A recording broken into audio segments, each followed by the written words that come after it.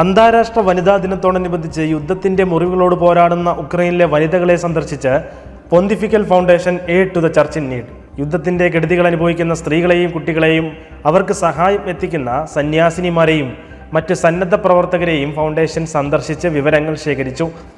എങ്ങനെയാണ് ദുരന്തബാധിതമായ ഉക്രൈനിൽ കത്തോലിക്ക സഭ സഹായങ്ങൾ എത്തിക്കുന്നതെന്നും അവർ നേരിട്ട് മനസ്സിലാക്കി.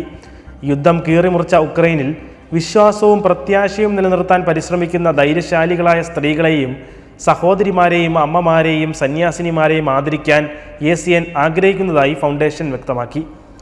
ആയിരക്കണക്കിന് പുരുഷന്മാർ യുദ്ധമുഖത്ത് പോരാടുമ്പോൾ വിവരിക്കാനാകാത്ത പ്രതിസന്ധികളിലൂടെയും പ്രശ്നങ്ങളിലൂടെയുമാണ് ഉക്രൈനിലെ സ്ത്രീകൾ കടന്നു പോകുന്നത്. ക്രൈസ്തവ രൂപങ്ങളും അടയാളങ്ങളും ക്രിസ്ത്യൻ സ്കൂളുകളിൽ നിന്ന് നീക്കം ചെയ്യണമെന്നാവശ്യപ്പെട്ട് നൽകിയ നോട്ടീസിന്റെ സമയപരിധി അവസാനിച്ച സാഹചര്യത്തിൽ നിയമ നടപടികളുമായി മുമ്പോട്ടു പോകുമെന്ന് ഒരു വിഭാഗം ഹിന്ദുത്വവാദികൾ.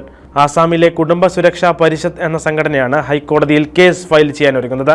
നേരത്തെ ചിത്രങ്ങളും രൂപങ്ങളും സ്കൂളുകളിൽ നിന്ന് നീക്കണമെന്നാവശ്യപ്പെട്ട് സംസ്ഥാനത്തെ ക്രിസ്ത്യൻ സ്കൂളുകൾക്ക് 2 തവണ നോട്ടീസ് നൽകുകയും അതിന്റെ കോപ്പി സ്കൂൾ കോമ്പൗണ്ടിൽ പതിക്കുകയും ചെയ്തിരുന്നു.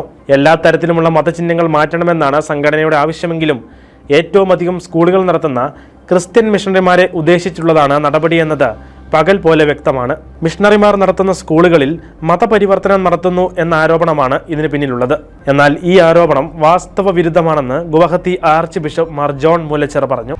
നോമ്പുകാലത്ത് ജയിലുകളിൽ കഴിയുന്നവർക്ക് സാന്ത്വനം പകർന്നു നൽകാനുള്ള തിരക്കിലാണ് ഫിലിപ്പീൻസിലെ സിൽസില പ്രസ്ഥാനത്തിലെ അംഗങ്ങൾ. മിൻഡാനോ ദ്വീപിലെ സംബോങ്ക നഗരത്തിലെ ജയിലിൽ കഴിയുന്ന തടവുപുള്ളികളെ ആത്മീയ മോചനത്തിലേക്ക് നയിക്കുക എന്ന ലക്ഷ്യവുമായിട്ടാണ് മിഷണറി സമൂഹമായ ഫാദർ സെബാസ്റ്റ്യനോ ഡി ആംബ്ര സ്ഥാപിച്ച സിൽസില അംഗങ്ങൾ ഈ നാളുകളിൽ സേവനം ചെയ്യുന്നത്.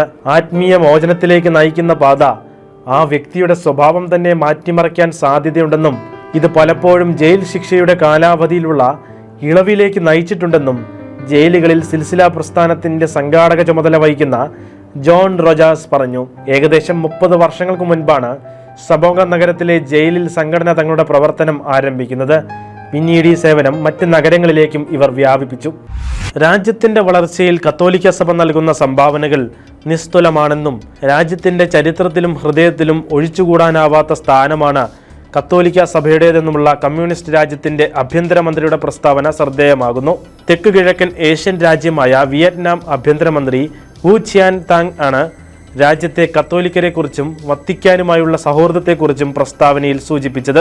ഈ വർഷം വിയറ്റ്നാമിൽ പാപ്പ സന്ദർശനം നടത്താൻ സാധ്യതയുണ്ടെന്ന മാധ്യമ റിപ്പോർട്ടുകൾ പരാമർശിച്ച് രാജ്യത്തേക്ക് പാപ്പായെ സ്വീകരിക്കുന്നതിൽ സന്തോഷമേ ഉള്ളൂവെന്നും മന്ത്രി വ്യക്തമാക്കി. വത്തിക്കാൻ റെസിഡന്റ് പൊന്തിഫിക്കൽ പ്രതിനിധി ഉള്ള ഏക കമ്മ്യൂണിസ്റ്റ് രാജ്യമാണ് വിയറ്റ്നാം. കോഴിക്കോട് കക്കയത്ത് കാട്ടുപോത്തിന്റെ കുത്തേറ്റ് മരിച്ച എബ്രഹാമിന് നാടിന്റെ യാത്രാമൊഴി. ഏറെ പ്രതിഷേധങ്ങൾക്കൊടുവിലാണ് മൃതദേഹം സംസ്കരിച്ചത്. നിരവധി വാഹനാകമ്പടിയോടുകൂടിയായിരുന്നു ഭൗതികദേഹം വീട്ടിലേക്ക് എത്തിച്ചത്. തുടർന്ന് എബ്രഹാമിന്റെ ഇടവക ദേവാലയമായ കക്കയത്തെ സെന്റ് സെബാസ്റ്റ്യൻ ദേവാലയത്തിൽ മൃതസംസ്കാര ശുശ്രൂഷകൾ നടന്നു. താമരശ്ശേരി ബിഷപ്പ് മാർ റെമേജിയോസ് ഇഞ്ചനാനിയലിന്റെ കാർമ്മികത്വത്തിലായിരുന്നു ചടങ്ങുകൾ. അക്രമകാരിയായ കാട്ടുപോത്തിനെ ഉടൻ വെടിവെച്ച് കൊലപ്പെടുത്തുക, സർക്കാർ പ്രഖ്യാപിച്ച ധനസഹായം കൈമാറുക, അതോടൊപ്പം കുടുംബത്തിലെ ഒരാൾക്ക് സർക്കാർ ജോലി നൽകുക എന്നീ ആവശ്യങ്ങൾ കലക്ടർ അംഗീകരിച്ചതോടെയാണ് ഇൻക്വസ്റ്റ്, പോസ്റ്റ്മോർട്ടം ഉൾപ്പെടെയുള്ള നടപടിക്രമങ്ങൾ നടത്തിയ ശേഷം എബ്രഹാമിന്റെ മൃതസംസ്കാരം നടത്താൻ കുടുംബം തയ്യാറായത്.